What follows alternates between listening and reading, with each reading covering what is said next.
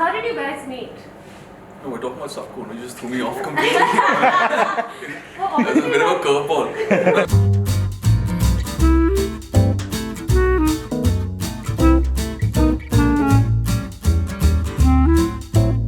So I actually heard about Subko when Subko was just an idea.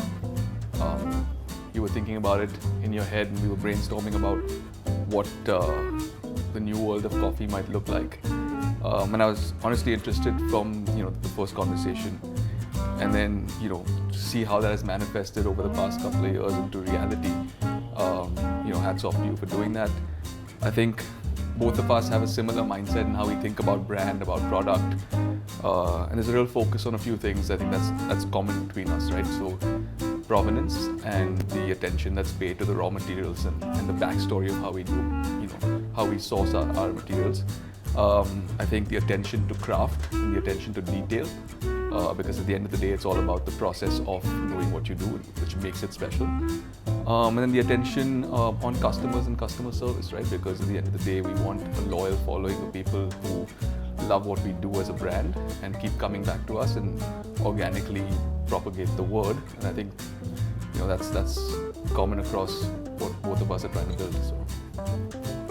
Okay, he stole all my answers for why Bombay shirt, so that's not fair. But no, I mean, thanks Akshay. I mean, I think can't help but agree with everything you just said. I mean, for me, I think there's a couple things that stick out as to why when we were discussing potential collaboration in this beautiful new space we're standing in. I think two key things stuck out. One was that Akshay and the entire team here are innovators, and I think in the sense that the entire model that Bombay Shirt operates on has kind of reinvented the consumption pattern of apparel and shopping, and I think to me there's a very powerful aspect to that thought process, and I felt that the Subko brand could align really well with a brand that thought that way. And the second bit is definitely the detail orientation that Akshay mentioned. I mean, I think those of you that come into this store will see it's immaculately designed. I mean, the staff here are really, really well versed about everything that you would want to know about when it comes to apparel design, measurements, etc. And in a similar vein, those of you, the staff you might meet here at Subko or in any of our stores, are really focused on providing an experience that is at once educational around the origins of coffee, the entire bean to cup sort of phenomenon. There's an experiential layer to everything we do, and I think that's something that I think in spirit is shared between the brands. So super happy to be here. Not used to being so nice to each other. Yeah. Can we be normal again? That's true. Can be mean again.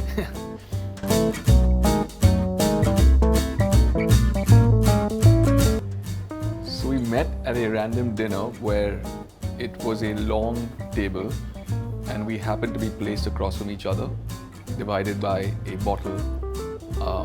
And I guess our friendship just took off. There wasn't from water there. in that bottle, just saying. It wasn't coffee either. Yeah.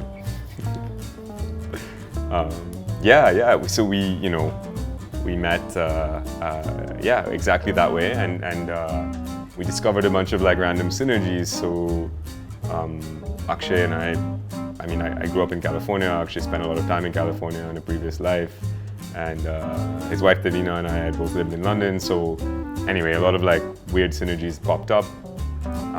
I was very new to Bombay. And these guys, I had no idea who they were or the fact that Akshay had started this incredible brand or any of that, and they were nice enough to include me in on gatherings and social events and stuff. So that's how we started hanging out, and then Akshay was one of the people that played a key role in encouraging me to try to pursue this sort of coffee and baking dream of sorts. So I'm grateful for that as well. Thank you.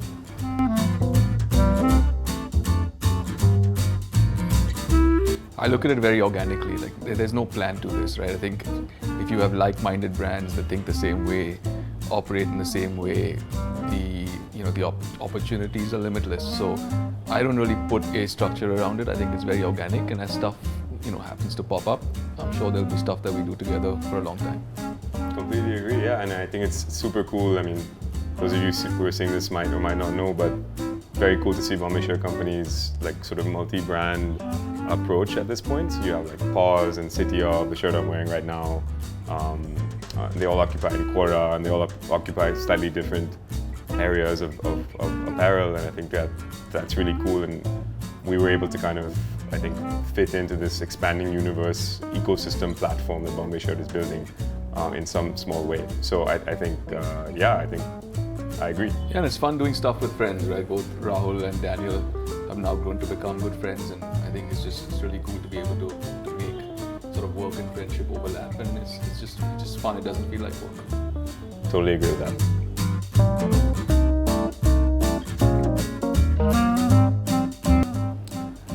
In a single word, for me, brand is consistency. I can elaborate, but I'll let you go first. To me, brand is it has to be evocative of a feeling, right? It can't be about a product. It's just not. I mean, to me, it's got to be evocative of something that goes beyond what you're creating, what you're selling, no matter how good that thing might be. Yeah, so coming back to what consistency means, consistency is standing for something over a period of time, whether it's aesthetic, design, an experience, an emotion that evokes, a lifestyle that you associate it with. As long as that stays true over the course of time, I think you're building a brand. And again, the key there being over the course of time. That's why it takes time to build a brand, and brands are not built overnight. Well said. Couldn't have said it better.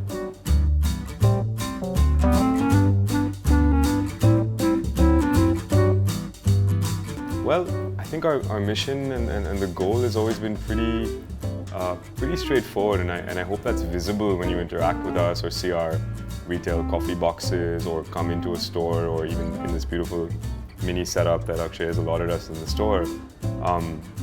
The feeling is simply, can we reimagine on a global quality standard the contribution of South Asia to the coffee conversation?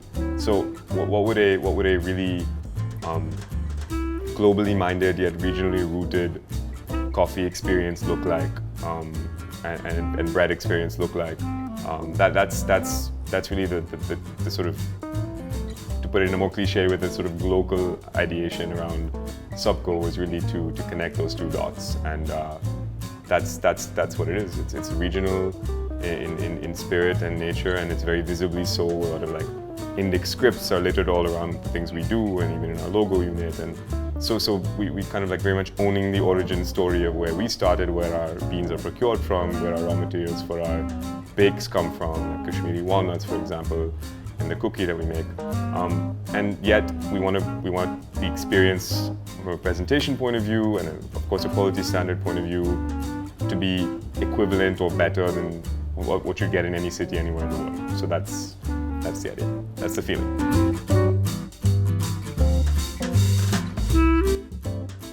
I think it's different for us. I think we want people to trust us, really, and trust us with their wardrobe, and that's why we're doing more than just shirts now.